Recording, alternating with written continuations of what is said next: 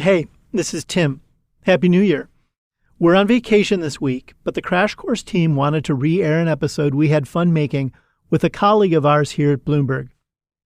Evangelical Christian is a stellar Bloomberg reporter, and she wrote a really great article about the backlash to ESG, which is an investing practice that takes environmental, social, and governance concerns into account. We worked with her to turn the interview for that story into the episode that you're about to hear. Thanks for listening. Now here's the show. Have you ever looked at the stock market and thought, dear Lord, my portfolio needs some help? Or, thank God it's not that bad today? Well, for one investor in Idaho, that prayer happens every day, though with a little less exasperation. Heavenly Father, as we head into our week full of work, we pray that you would go with us, that you'd be with us, Lord, go before us. Thank you. That's Robert Netzly, the president and CEO of Inspire Investing. His company does something he calls biblically responsible investing. Biblically responsible investing. For the uninitiated, what does it mean to invest for the glory of God? Means certainly to do what you can to earn a good return and use the returns, for redemptive purposes. But also means like Proverbs chapter 16 says, better is a little with righteousness than great gains with injustice. If there has to be a trade-off between making a ton of money or being moral, like we should choose righteousness and morality, ethics, and there's very few people that I think would disagree with that. So Robert invests depending on what he thinks the Bible might support or not support. He used to label his offerings as faith-based ESG. In 2019, like when we launched WWJD, it was the first fund that had ESG in the name. Oh, okay. What would Jesus do? WWJD. But now, it's just like all of a sudden I'm talking to people who don't even know what a stock or an equity or mutual fund is, and they're like, oh, ESG. So bad. Yeah, exactly. Like, what does it mean? I don't know, but it's evil, wicked, bad. Welcome to Crash Course, a podcast about business, political, and social disruption, and what we can learn from it. I'm Tim O'Brien.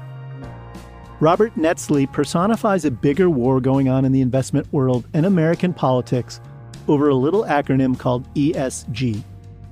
In the last year, there's been a Republican backlash to the trillions of dollars committed to investing practices that take environmental, social, and governance concerns into account.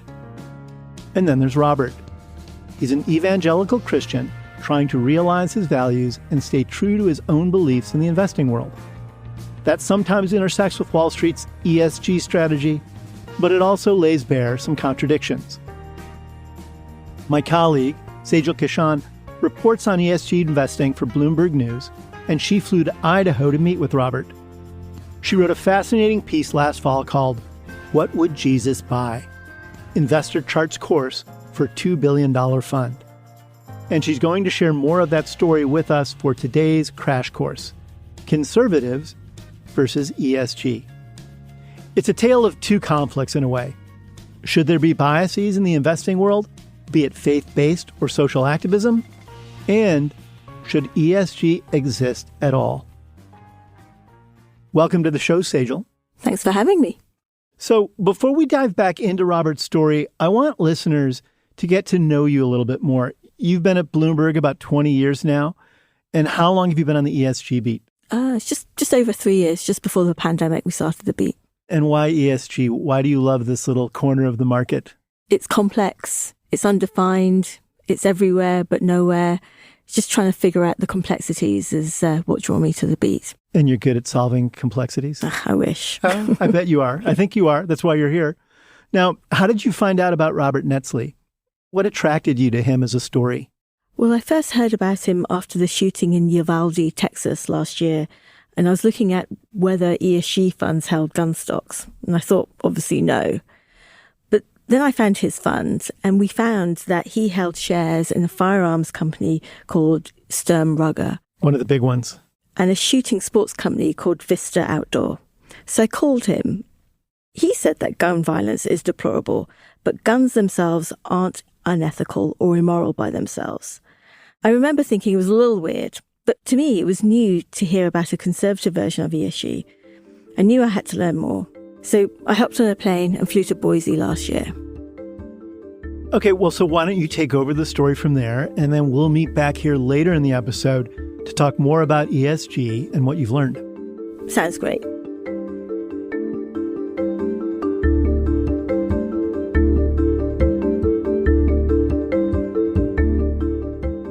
Robert Netzly is a small part of a bigger clash that's going on in America, red versus blue.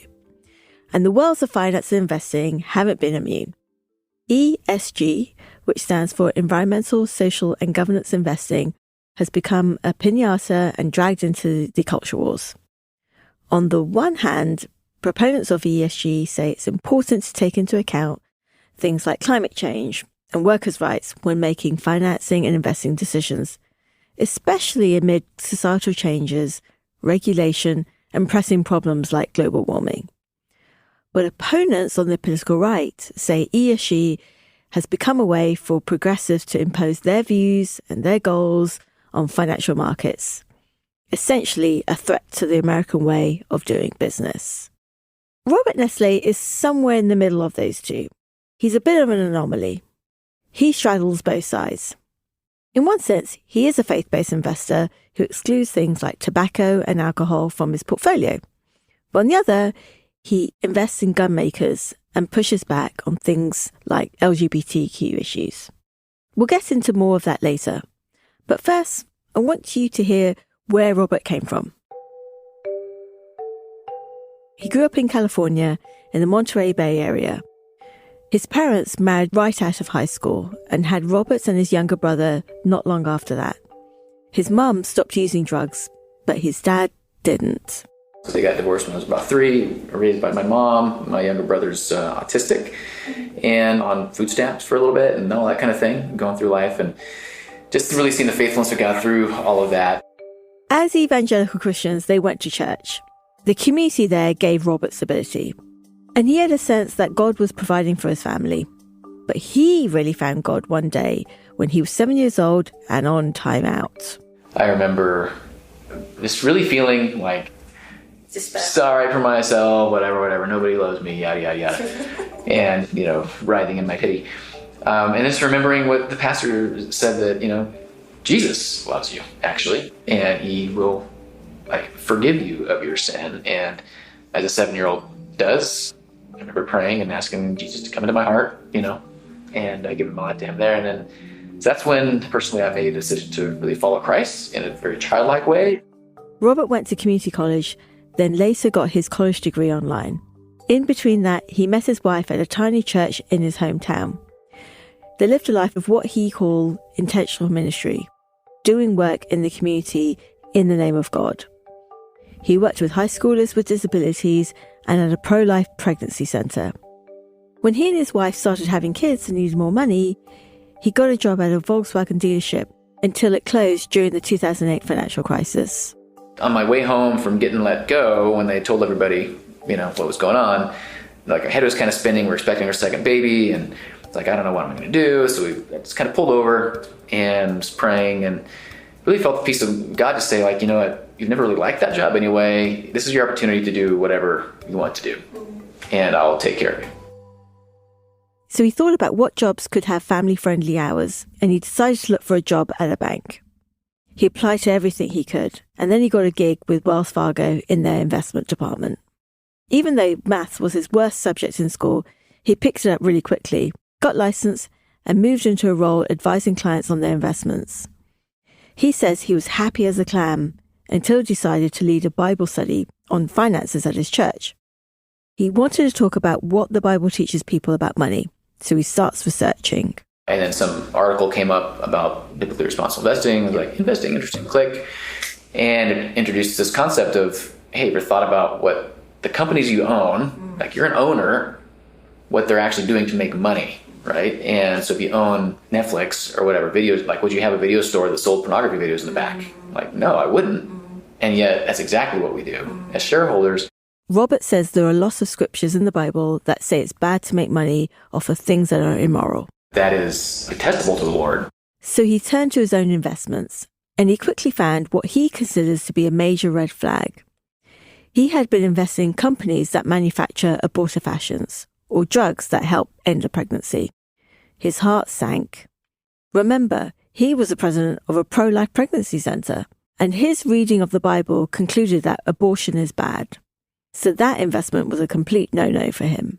I remember sitting at my desk, sort of slack-jawed, like just stunned that this was something that I had missed, that the church is obviously missing, and that I couldn't do my job. Like, if somebody came to my desk right now and asked me to place a trade, like, I couldn't do it with a clean conscience. And I'm like, oh crap, because what else was I going to do? And so it was incredibly frightening.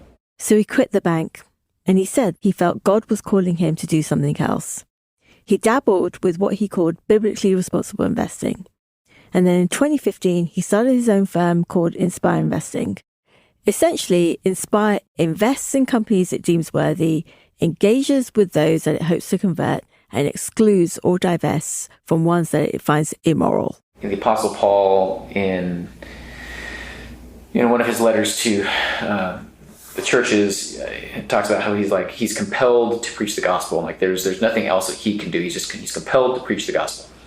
And I really felt like that. Like I'm compelled. Like there's nothing else I can do other than this. Go share this story with people.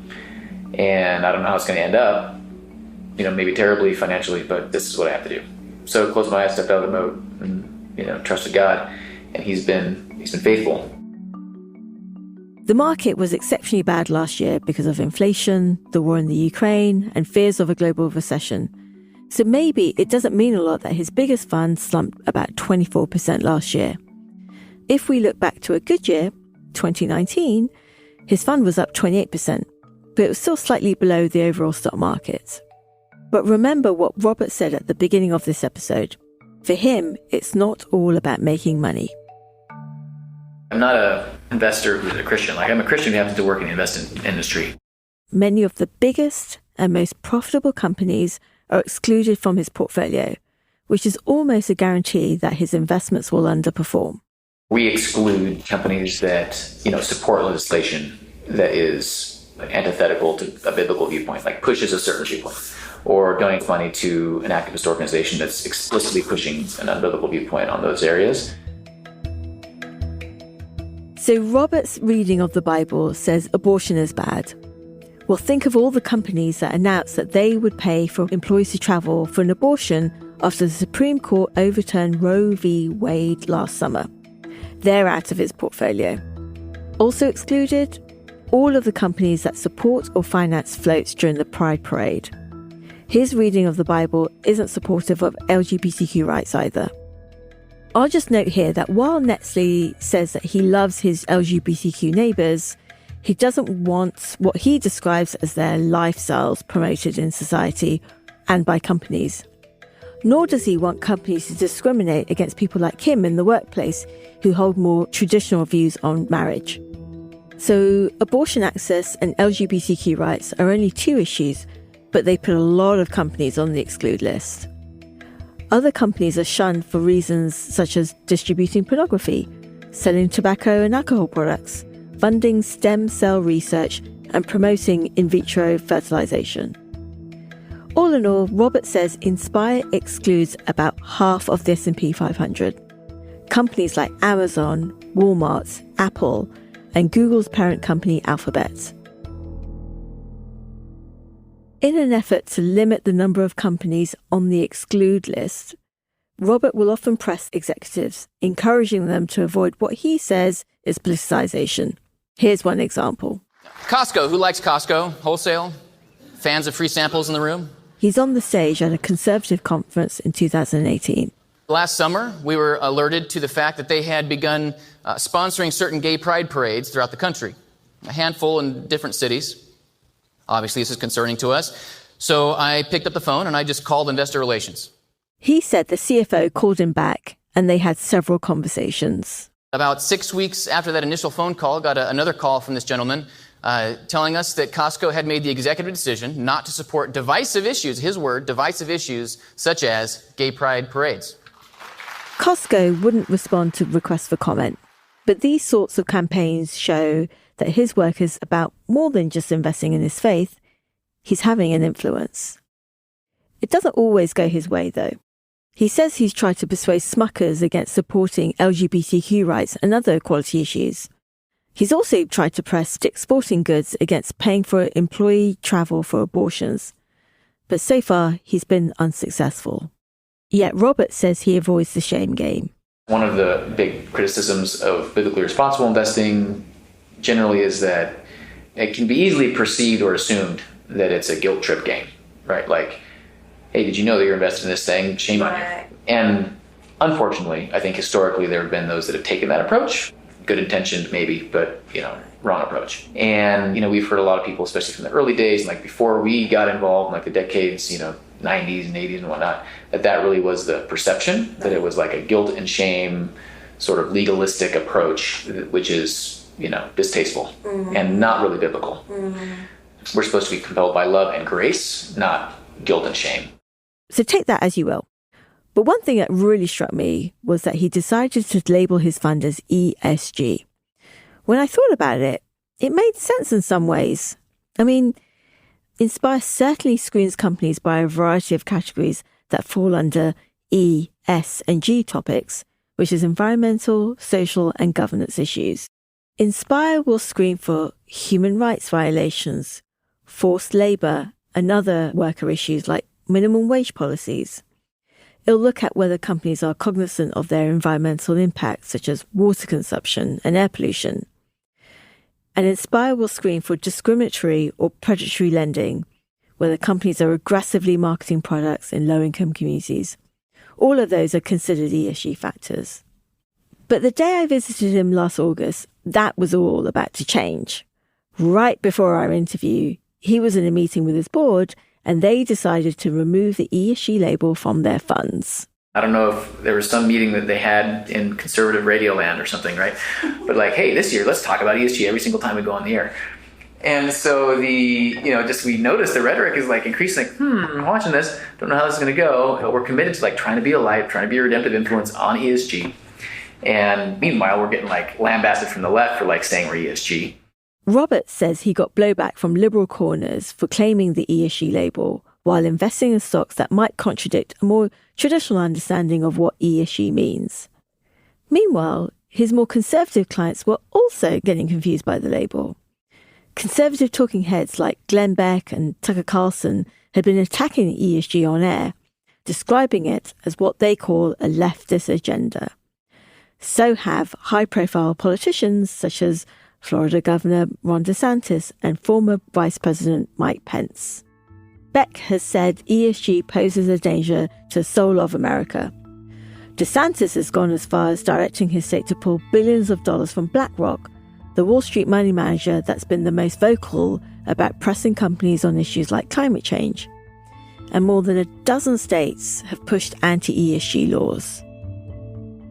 So if all these guys are calling ESG woke capitalism, what was Inspire doing? Robert says he wishes ESG could be seen as more neutral, but it is what it is. It's a narrative that we are powerless to counteract, right? If we had a bigger microphone, then maybe we would try. Okay. But the amount, yeah. Like when every conservative pundit is calling it evil, like we just cannot counteract that narrative. Not that Robert necessarily wants to counteract conservative talking points. He is on the conservative end of the spectrum after all. And he shared the stage at conservative conferences with big names from the Republican Party. He says he won't endorse candidates, but his work naturally leads him to back or speak out against companies based on whether their handling of social issues conforms to his reading of the Bible. We believe that a healthy business respects all viewpoints, right? And if they claim to be tolerant and inclusive, then they should actually be so in practice. So do you want them neutral?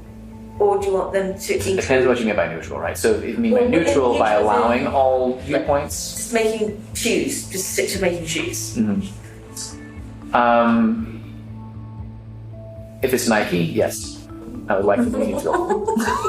Not Netflix. If it's Hobby Lobby or Chick-fil-A, I'd like them to keep not being neutral. Right. But even those companies, they respect viewpoint diversity. They have all sorts of people working there. So they're not... It's neutrality in... not imposing your beliefs, upon the people working there in a way that is, heavy-handed or whatever else. Like it's respecting all viewpoints. Wow. I'm sorry to interrupt, Sejal, but this is just so interesting to me. Robert sounds like such a likable man, and he has goals of realizing his values as an investor and through his portfolio. But I also think there's some hypocrisy and contradictions going on here that are worth exploring. He's asking companies like Nike, for example, to be neutral and to not put values ahead of their product line, for example, or to not put values ahead of their sponsorships. And yet then he's turning around and saying Chick-fil-A or Hobby Lobby is doing the right thing by restricting certain people from its premises or from its product line. And that just feels to me like a deep contradiction, especially from someone who says they're a Christian, if you accept that sort of a basic tenet of Christianity is love and forgiveness. Who is he really forgiving? Who does he really love when he's working through where he's going to invest? And then the criticisms he has of other people for making exactly the same choices he does. Well, that's where it gets all murky. A lot of conservatives feel that corporate America has been co-opted by liberals who are pushing goals like climate change, for instance. These conservatives want businesses to focus on business and to be more neutral and not following liberal goals. Yeah, but neutrality is in the eye of the beholder. Too right. Too right. And at least classically with investment, if you're saying you're being neutral, you're trying to look just at the numbers. And now you have these conflicts between people who say we have the numbers, but we also have values. But then you have Robert Netzly who's saying my values are good for me, but your values aren't good for you. Maybe this is a good place to pause on the story. I agree. Let's take a break. And then where are we going when we get back? I want to sit back and talk to some of the experts I've been speaking to about what's going on in the ESG space. And then we'll go back to Roberts and hear some of his thoughts. Great. We'll be right back with all of that.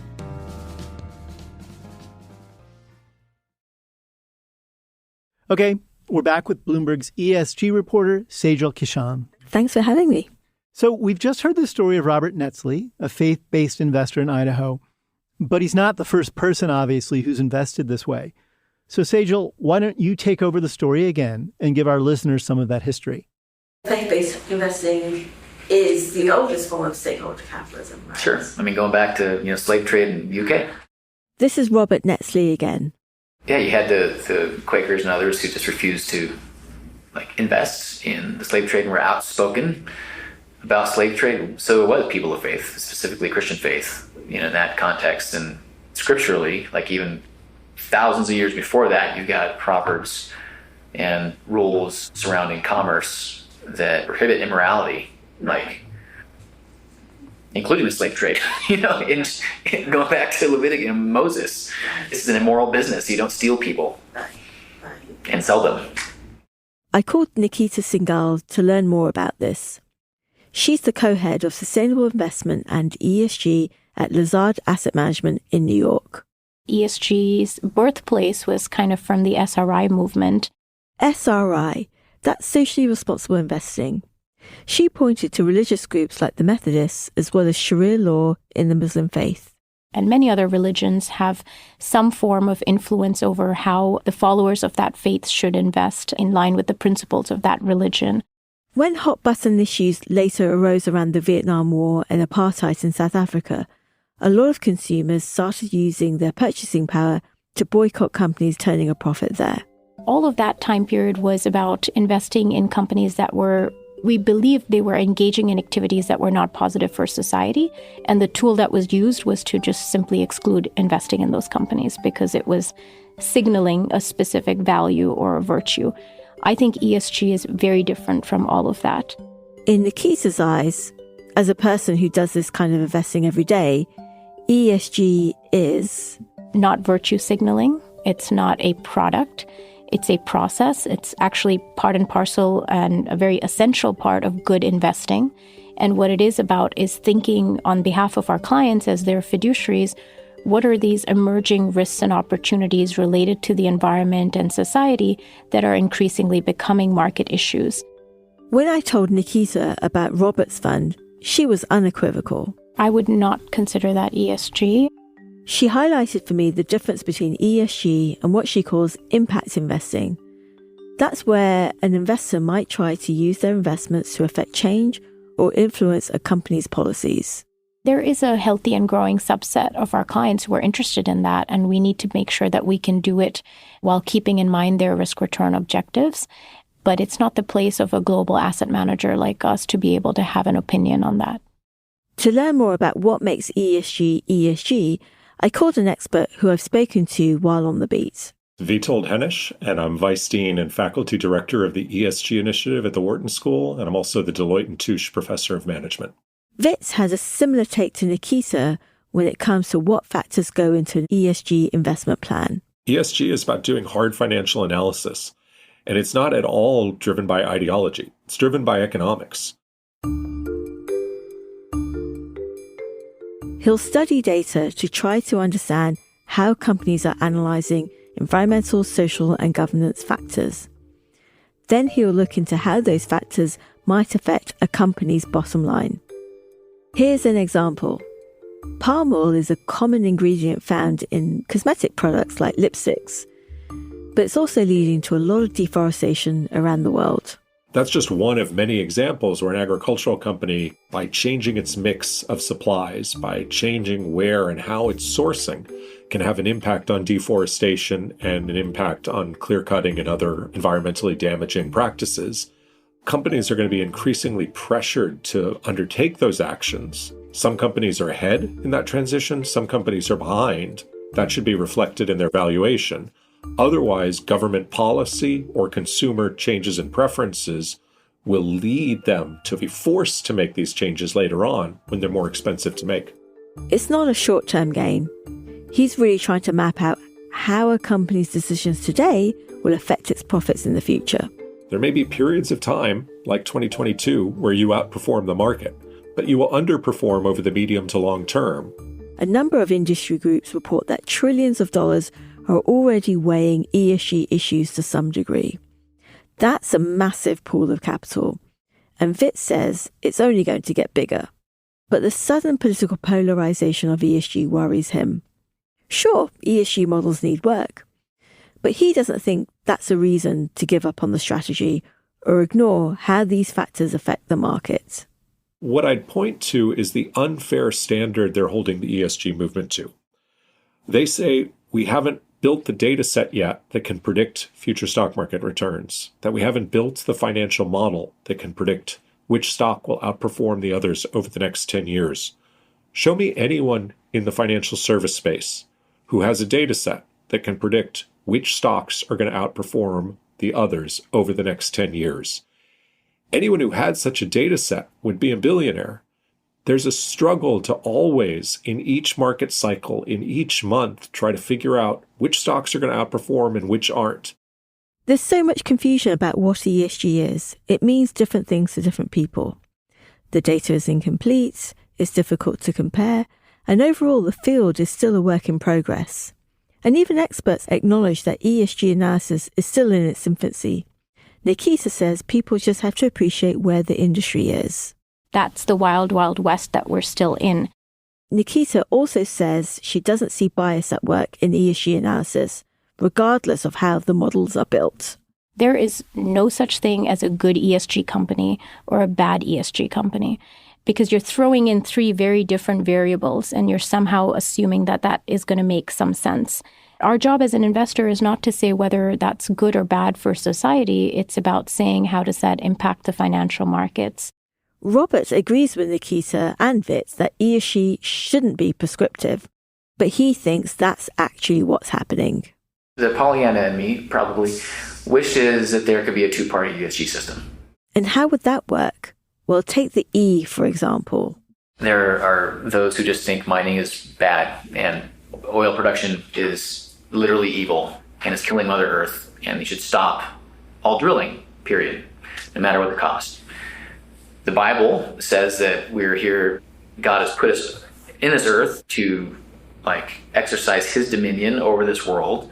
We have a right to extract things from the earth, right? We have a right to use the resources to benefit mankind. Robert's biblical view of mining lines up with a more conservative way of thinking. So the conservative ESG system might grade mining companies highly and invest in more of them, whereas a liberal ESG system might grade them poorly and not invest. One issue, two parties, and two very different approaches. Okay, hang on a sec. I'm going to butt in here again. To clarify, Nikita and Vit are saying that ESG is not political and it's not partisan. They say they're just looking at data that shows how a company will perform in the future, depending on how they handle environmental, social, and governance factors. But some conservatives think that issues like climate change, for instance, are inherently political, even if the vast majority of scientists agree that climate change is real. Yeah, that's a pretty good summary, Tim. And actually, there may be even more approaches to ESG than what I've laid out. I spoke to another faith-based investor, Mark Regier, who works in Wisconsin, and he has a different reading of the Bible than Robert does. I make it a rule not to tell anybody what Jesus would do because I don't know. That's what makes the difference between somebody who's the Son of God and somebody who's definitely not. Like I said, there's no clear definition of ESG. There's lots of different takes on it. It depends on who you speak with. What a minefield. I want to talk more about this, but we have to take an ad break first. We'll be right back.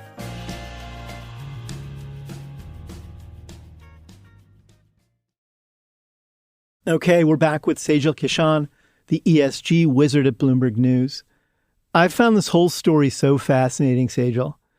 And a lot's gone on since you interviewed Robert the last time. Tell me about some of the most significant things that have happened within the ESG movement during that period. Gosh, so much has happened. We've had Ron DeSantis pile on and attack ESG.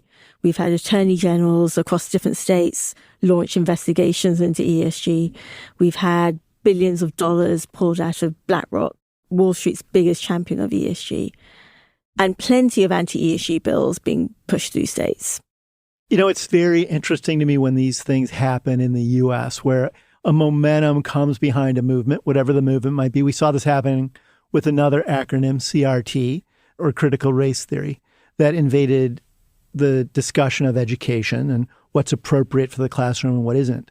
It's rare that you get that same phenomenon on Wall Street and that it becomes so clearly politicized so quickly. And what do you think gave it this kind of energy? Like, why now? And why has it gotten such traction? Why now? I mean, the ESG movement, if you can call it a movement, has overtaken in some ways asset managers and banks. Everybody's been pushing to look at things like climate change, C-suite diversity, inequalities. The composition of boards. Exactly. And so that's why we've had this like big pushback, because Wall Street has gone big on this in the last 3 years. And is that pure lunacy? Has Wall Street gone off its rocker, that it's now actually trying to embrace things like climate change or corporate diversity or boardroom diversity? I mean, clearly its critics think it has, and they're painting it as dangerous. But just try to step back for our listeners a little bit, as someone who watches Wall Street as a sophisticated observer, as a very numerate, sophisticated observer. Do you think this is a threat to the foundations of American finance and the roots of Wall Street? It's funny that you say that, because progressives who are trying to push and act on things like climate change and inequalities in society, they don't feel that capital markets, corporations are doing enough. In fact, they think it's something called greenwashing, where a company's saying they're doing good things, but really they're not.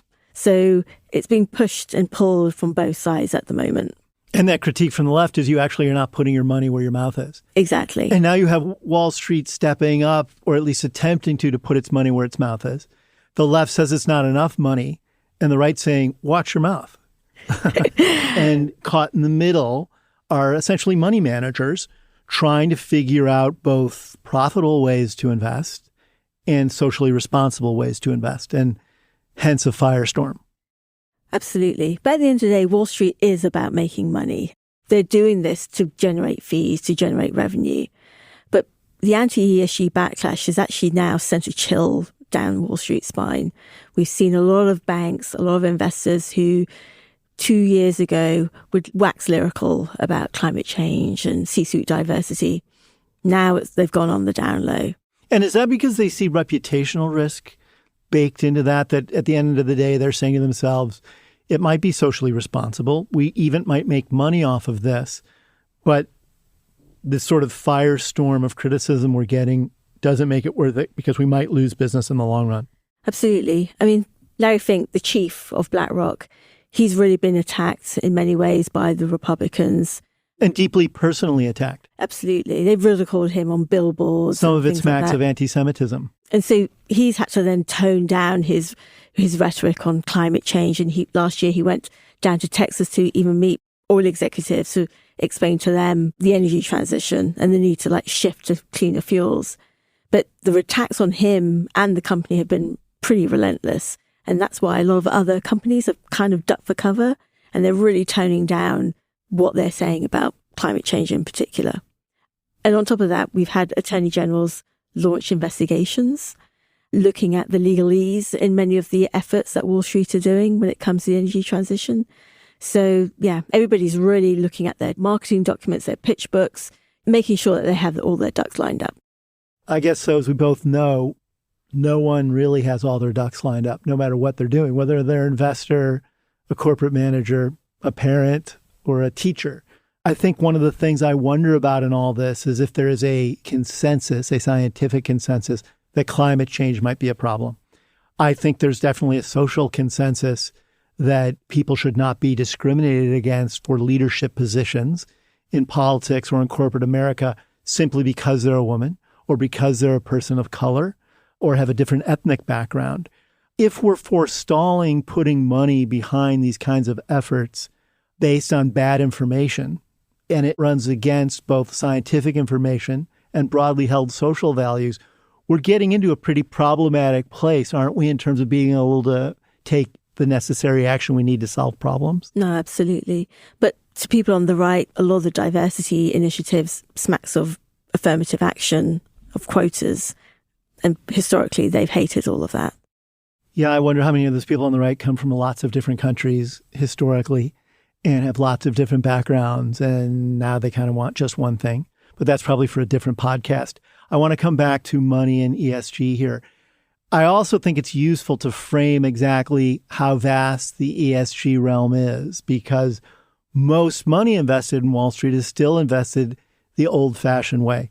People try to find either growth opportunities or undervalued companies and create a calculus that will result in a profitable payoff somewhere down the road.